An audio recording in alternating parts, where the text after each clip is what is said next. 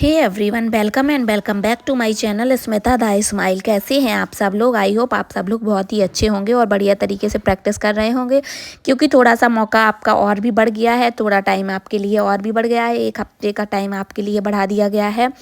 तो आपको जो तैयारी में थोड़ी सी कमी रह गई होगी, अगर वो रह गई है तो आप और अच्छे से कर लीजिए। अगर आप फुल प्रिपरेशन कर चुके थे तो फिर से एक बार रिवीजन कर लीजिए, कोई प्रॉब्लम नहीं है। ये तो अच्छी बात है, आपको टाइम और मिल रहा है, तो आपकी बची हुई जो भी चीज़ें हैं वो बहुत अच्छे तरीके से आप कर लीजिए और बढ़िया तरीके से आप प्रिपरेशन करते रहिए। आपको कोई दिक्कत नहीं है टाइम बढ़ने से, बस आपकी थोड़ी सी टाइम बढ़ने से थोड़ी सी मेहनत और बढ़ जाएगी और आपकी तैयारी और भी अच्छी ही हो जाएगी। मैं कुछ और क्वेश्चंस अच्छे से लेकर आई हूँ, तो आपको जो 7 दिन बचे हैं उसमें शायद आपके प्रैक्टिस और सेट और बढ़ जाएं और शायद वो क्वेश्चंस आपको शामिल हो जाएं जो आपके एग्ज़ाम में आने हों।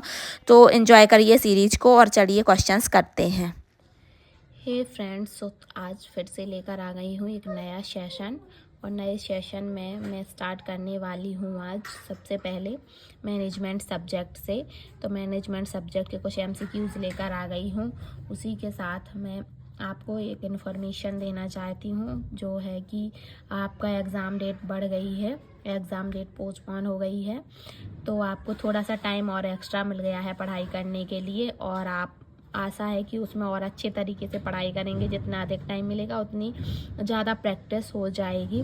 जो भी थोड़ी बहुत कमियां रह गई हैं आपकी तैयारी में उसको अच्छे तरीके से कर लीजिए। जो थोड़ा बहुत रिवीजन रह गया है उसको भी बड़ी तरीके से करिए और बस कुछ नहीं है, 1 ही हफ्ते का टाइम है, वो भी निकल जाएगा और टेंशन लेने की कोई बात नहीं है। बढ़िया तरीके से तैयारी करिए और अच्छे से एग्ज़ाम दीजिए विदाउट टेंशन। टेंशन लोगे तो जो बनती हुई चीज़ें भी बिगड़ जाती हैं, तो कोई टेंशन नहीं लेना है, एकदम फ्रेश माइंड से जाना है एग्ज़ाम देने बस। चलिए तो स्टार्ट करते हैं आज का सेशन और मैनेजमेंट के कुछ इम्पोर्टेंट क्वेश्चन जो एग्ज़ाम में आने की संभावना है और इसी पर बेस्ड क्वेश्चंस आएंगे। तो चलिए स्टार्ट करते हैं। निम्नलिखित में से कौन सा समुदाय का तत्व नहीं है? जो एक समुदाय है उसका तत्व नहीं है। आत्मनिर्भरता, सांस्कृतिक विविधता, इलाका या हम की भावना। तो बताना है समुदाय का क्या तत्व नहीं है। तो समुदाय की परिभाषा में, जैसे कि समुदाय में होता है कि एक निश्चित एरिया होता है, निश्चित इलाका होता है, निश्चित क्षेत्र होता है, ठीक है। तो निश्चित क्षेत्र होता है और हम की भावना भी रहती है, हम की भावना भी रहती है, तो ये भी इसमें आएगा। और संस्कृति, साझा संस्कृति होती है, साझा संस्कृति, साझा संस्कृति, जो एक ही संस्कृति के लोग होते हैं वो होता है। तो इसमें जो राइट आंसर है वो ऑप्शन बी हो जाएगा। सांस्कृतिक विविधता नहीं पाई जाती है, एक ही संस्कृति के लोग शामिल किए जाते हैं, तो जो सांस्कृतिक विविधता है वो इसका तत्व नहीं माना जाएगा। तो इसका राइट आंसर ऑप्शन बी हो जाएगा। ठीक है फ्रेंड्स, चलिए नेक्स्ट क्वेश्चन पर बढ़ते हैं। नेक्स्ट क्वेश्चन है, सामुदायिक संगठन में विविध हितग्राहकों के साथ काम करना शामिल है। विभिन्न हितग्राहकों को शामिल करने का क्या महत्व है? पूछा जा रहा है कि सामुदायिक जो संगठन होते हैं उसमें विभिन्न प्रकार के हितग्राहक एक साथ काम करते हैं। तो जो विभिन्न मतलब बहुत ही वैरायटी के जो हितधारक होते हैं उनको शामिल करने का क्या रीज़न है, क्या महत्व है, किस महत्व के कारण उनको सामुदायिक संगठन में शामिल किया जाता है? ऑप्शन ए, दृष्टिकोण की विविधता को सीमित करना। ऑप्शन बी, यथास्थिति बनाए रखना। ऑप्शन सी, समावेशित और प्रभावशीलता सुनिश्चित करना। और ऑप्शन डी, विशिष्टता को बढ़ावा देना। तो देखिए कि जो विविध प्रकार के ग्राहक होते हैं उनको क्यों शामिल किया जाता है, इसका क्या महत्व है, ये पूछा जा रहा है। तो विविधता को सीमित करना नहीं होता है, तो ये तो राइट नहीं होगा। और इसका राइट आंसर होगा, जैसे कि बहुत सारे लोग होते हैं तो उसमें समावेशित और प्रभावशीलता सुनिश्चित करना, विभिन्न हितग्राहकों को समावेशित करना और उनमें प्रभावशीलता सुनिश्चित करना। तो इसका राइट आंसर ऑप्शन सी हो जाएगा। तो जो विविध हितग्राहक होते हैं उनको किस रीजन से, किस महत्व से सम्मिलित करते हैं, तो आई होप आपको ये क्लियर हो गया होगा कि इसका क्या रीजन्स होता है। चलिए नेक्स्ट क्वेश्चन पे बढ़ते हैं। ग्रामीण क्षेत्र के लोगों को मोबाइल फ़ोन के उपयोग को स्वीकार करने में कई साल लग गए। यह है, जो ग्रामीण क्षेत्र के लोग हैं उनको मोबाइल फ़ोन के उपयोग करने, जो मोबाइल फ़ोन है उनको स्वीकार करने के लिए कई साल लग गए। इसको क्या कहेंगे? पर संस्कृति ग्रहण, सांस्कृतिक अंतराल, सांस्कृतिक जड़ता और सांस्कृतिक प्रसार। तो बताइए कि बहुत साल लग गए इनको स्वीकार करने में, तो इसको क्या कहेंगे? तो बहुत ज़्यादा टाइम लग गया तो उसको सांस्कृतिक अंतराल कहेंगे। Option B. देखिए, कोई भी चीज़ हो जो नई होती है, नए तरीके के जो टेक्नोलॉजी आती हैं तो वो सबसे पहले शहरी लोग ही स्वीकार करते हैं। गांव के लोगों को स्वीकार करने में थोड़ा सा समय लगता है। कोई भी नई सिचुएशन है वो शहरी वातावरण में जल्दी इंक्लूड हो जाती है, फिर गांव में जाते जाते उसे बहुत ही टाइम लग जाता है। कोई भी नई चीज़ गांव वाले इतनी जल्दी से स्वीकार नहीं करते हैं। रीज़न्स ये कि जो ज़्यादातर गांव के पढ़े लिखे लोग होते हैं या समझदार होते हैं वो शहर की ओर जाना चाहते हैं, वो शहर में ही रहना शुरू कर देते हैं। तो वही लोग शहर में पहुंच जाते हैं और जो थोड़े से मध्यम वर्ग के या फिर कम पढ़े लिखे होते हैं वो गांव में ही रहते हैं, और इसलिए उन्हें थोड़ा सा कोई नई चीज़ अपने में शामिल करने में थोड़ा सा टाइम लगता है।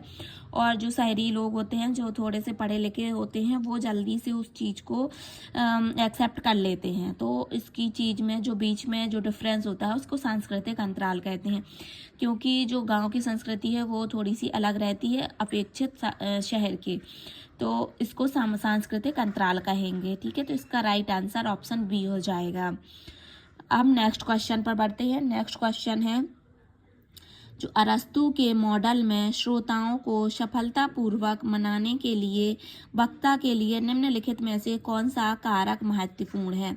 जो अरस्तु के मॉडल दिया है जो अरस्तु ने, उसमें जो श्रोता और वक्ता होते हैं उनमें पूछा गया है कि श्रोताओं को, वक्ता द्वारा जो श्रोताओं को सफलतापूर्वक मनाया जाना चाहिए उसमें क्या कारक महत्वपूर्ण है? संदेशों की डिकोडिंग क्षमता, संदेश की स्पष्टता, संचार का संदर्भ, वक्ता द्वारा अलंकारिक रणनीतियों का प्रयोग। तो देखिए, जो अरस्तु ने मॉडल दिया है उसमें 3 चीज़ों को ज़्यादा महत्व दिया गया है, जैसे कि मैंने इसमें लिख दिया है, आपको प्रॉब्लम ना जाए समझने में। जैसे कि एथोस, पैथोस और लोगोस, ये 3 चीज़ों पर ज़्यादा फोकस किया है अरस्तु ने। तो जो सबसे पहला है एथोस। एथोस में क्या होता है कि वक्ता को अपने श्रोताओं के प्रति भरोसा या विश्वास उत्पन्न करना होता है, विश्वास बनाना होता है।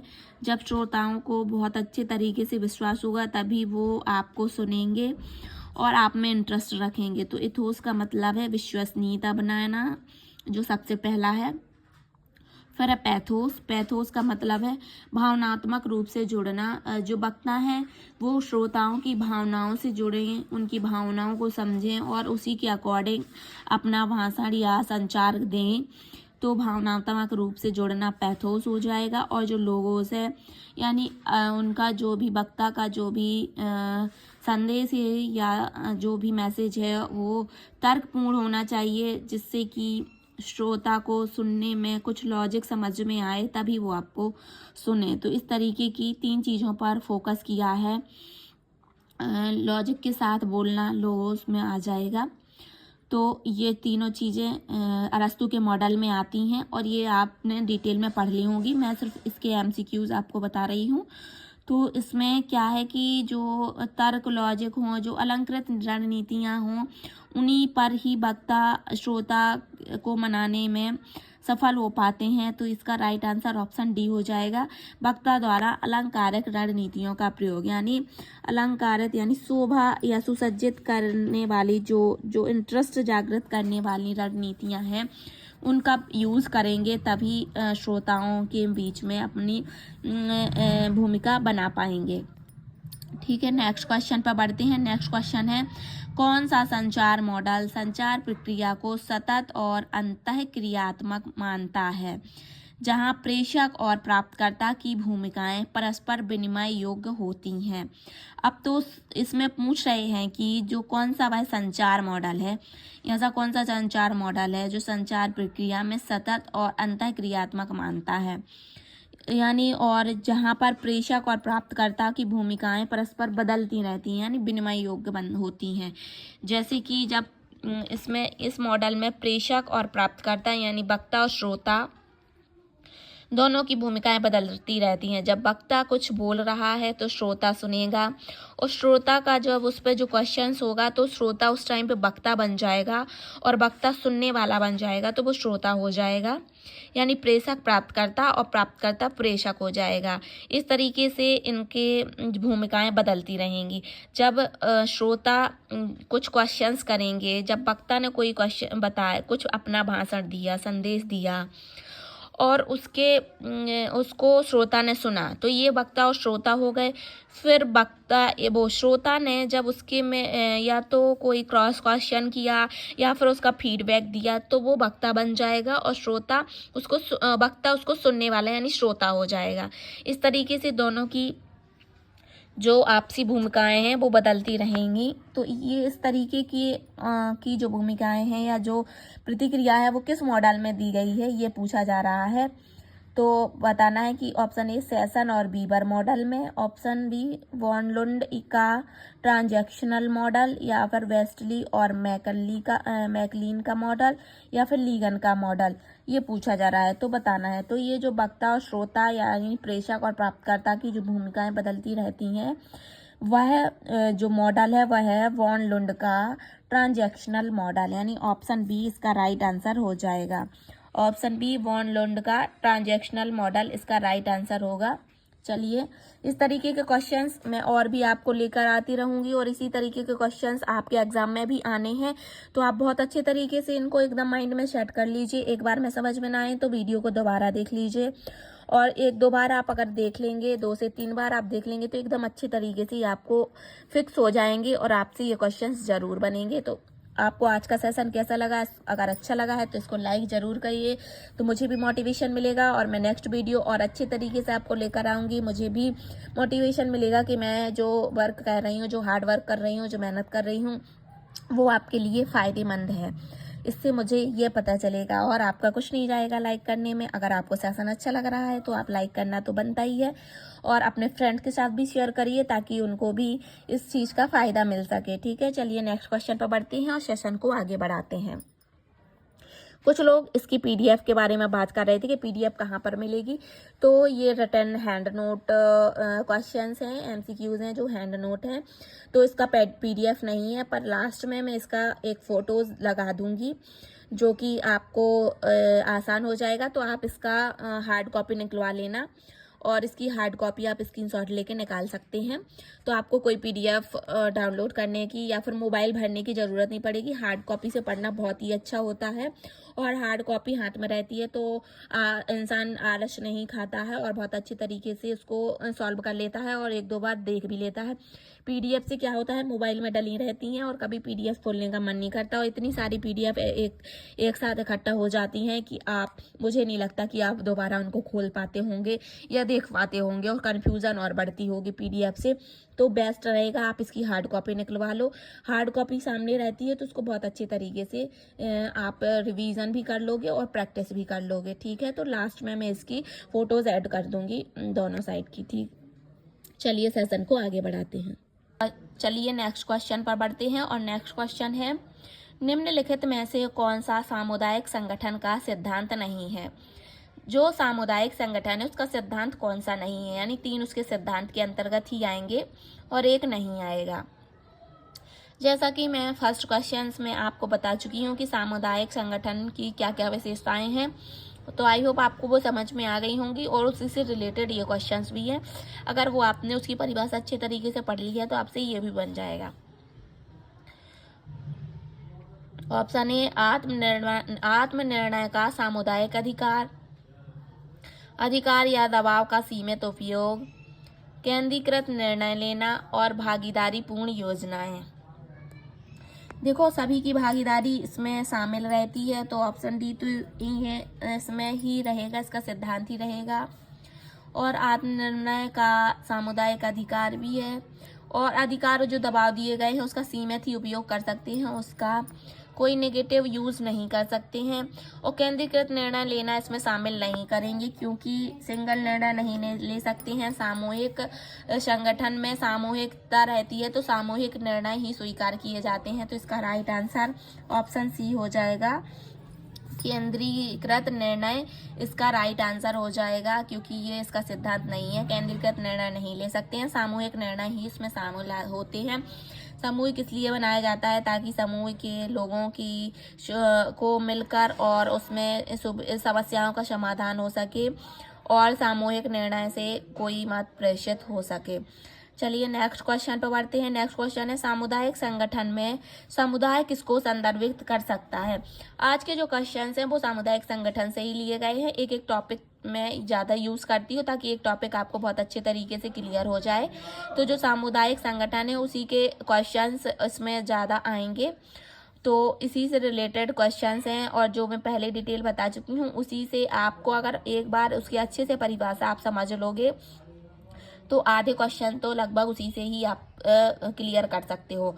तो अब पूछा जा रहा है कि सामुदायिक संगठन में जो समुदाय वर्ड है वो किसको संदर्भित करता है। केवल ग्रामीण क्षेत्रों में रहने वाले लोग, एक ऐसा समूह है जो एक समान रुचि या एक विशिष्ट भौगोलिक क्षेत्र को साझा करता है, केवल सरकारी अधिकारी और नीति निर्माता, केवल सरकारी अधिकारी और नीति निर्माता को, या फिर सामाजिक संबंधों के बिना अलग अलग व्यक्ति। तो मैंने जैसे आपको पहले भी बताया है शायद एक आध दो बार कि जो केवल वर्ड रहते हैं वो नेगेटिव वर्ड में आ जाते हैं, तो उनको तो वैसे ही हटा देना है आपको।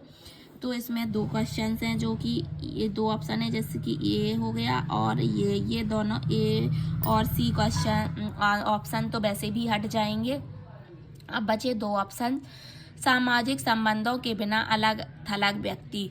तो ये तो वैसे भी आपको नेगेटिव फील हो ही रहा होगा, तो ये तो आंसर होगा ही नहीं कि सामाजिक संबंध, समुदाय में सामाजिक संबंध ही रहते हैं, तो वो तो अलग थलग करने की बात कर रहे हैं, तो ये तो ऑप्शन हट ही जाएगा।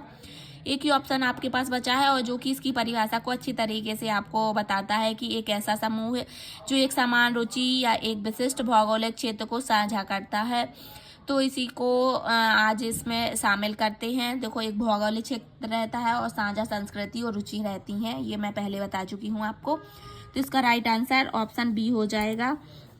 ऑप्शन बी है जो इसका राइट आंसर हो जाएगा समुदाय को संदर्भित करने के लिए। नेक्स्ट क्वेश्चन पर बढ़ते हैं। नेक्स्ट क्वेश्चन है, निम्न में से कौन सी अंतर्वैयक्तिक संचार की एक विशेषता है। जो अंतर्वैयक्तिक संचार है उसकी विशेषता है। अंतर्वैयक्तिक का मतलब दो व्यक्ति आमने सामने फोकस्ड होकर बात करते हैं और अपनी बातों को एक दूसरे के साथ साझा करते हैं, तो उसकी विशेषताओं के बारे में पूछा गया है। यह फोकस्ड और अनफोकस्ड दोनों है, यह भागीदारी के अनुकूल नहीं है, यह दार्शनिक है, यह रूपक है। देखो, नेगेटिव वर्ड आ गया तो इसको तो आप वैसे ही हटा दोगे। अब जैसे कि अंतर्वैयक्तिक संबंध होता है जो आमने सामने रहते हैं व्यक्ति, आमने सामने व्यक्ति हो रहते हैं, तो उसमें कुछ तो आमने सामने बैठे व्यक्ति जो कुछ ऐसे भी होते हैं जो फोकस्ड रहते हैं, और कुछ चीज़ें ऐसी हो जाती हैं जो अनफोकस्ड हो जाती हैं। जैसे कि अब उन कुछ बात करते हैं आमने सामने और माइंड में कुछ और सोचने लगते हैं, जिससे जो सामने वाला व्यक्ति कुछ बात बता रहा है उस पर फोकस नहीं हो पाता है और फिर समझ में नहीं आता, तो पूछते हैं कि क्या बोला आपने, इस टाइप से। तो दोनों ही तरीके की चीज़ें इसमें हो जाती हैं, फोकस्ड और अनफोकस्ड। तो अंतर्वैयक्तिक संचार में यह की इसकी जो विशेषता है वह है कि यह फोकस्ड और अनफोकस्ड दोनों वैरायटी का होता है। तो इसका राइट आंसर ऑप्शन ए हो जाएगा। ठीक है, आई होप आपको बहुत अच्छे तरीके से क्वेश्चंस क्लियर हो रहे होंगे, और मैं फुल कोशिश करती हूँ आपको अच्छे तरीके से समझाने की, और आप शायद समझ भी रहे होंगे, क्योंकि मैनेजमेंट सब्जेक्ट एक ऐसा सब्जेक्ट है जो अगर समझ में आ जाए और माइंड में सेट हो जाए तो बहुत अच्छे तरीके से बन जाता है, सिर्फ समझ ही इसमें बढ़ानी पड़ती है। नेक्स्ट क्वेश्चन पर बढ़ते हैं। नेक्स्ट क्वेश्चन है, संचार का लास्ट बेल मॉडल है। संचार का जो लॉस बेल मॉडल है वो मुख्य रूप से किस तत्व पर केंद्रित है। तो संचार का जो लॉस बेल मॉडल है वो संदेश पर केंद्रित है, या फिर शोर पर केंद्रित है, या फिर प्रतिक्रिया पर केंद्रित है, या फिर नियंत्रण पर। तो जो लॉसवेल मॉडल है वो एक रैखिक मॉडल है।